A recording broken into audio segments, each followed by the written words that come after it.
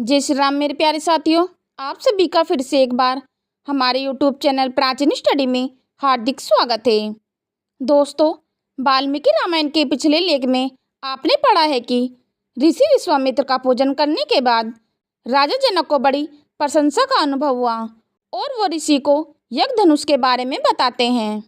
उन्होंने आगे कहा, शिव ने प्रसन्न होकर उन सब महामनस्वी देवताओं को यह धनुष अर्पण कर दिया।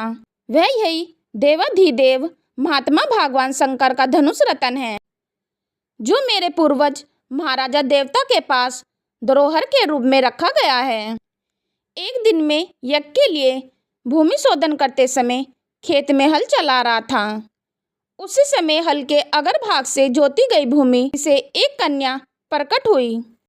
हल द्वारा खींची गई रेखा से उत्पन्न होने के कारण उनका नाम सीता रखा गया। पृथ्वी से प्रकट हुई वह मेरी कन्या क्रम से बढ़कर सयानी हुई।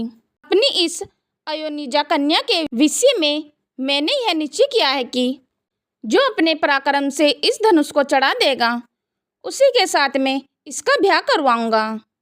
भूतल से प्रकट होकर दिनों दिन बढ़ने वाली मेरी पुत्री सीता को कई राजाओं ने यहाँ आकर मांगा।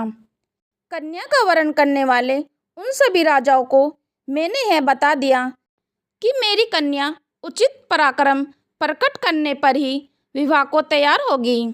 यही कारण है कि मैंने आज तक किसी को अपनी कन्या नहीं दी।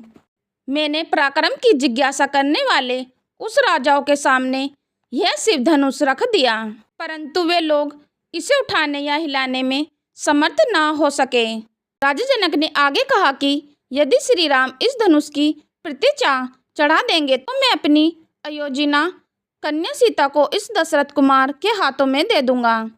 जनक की यह बात सुनकर महामुनि विश्वामित्र ने भी उनकी बात से सहमति जताई और धनुष को लाने का आदेश दिया।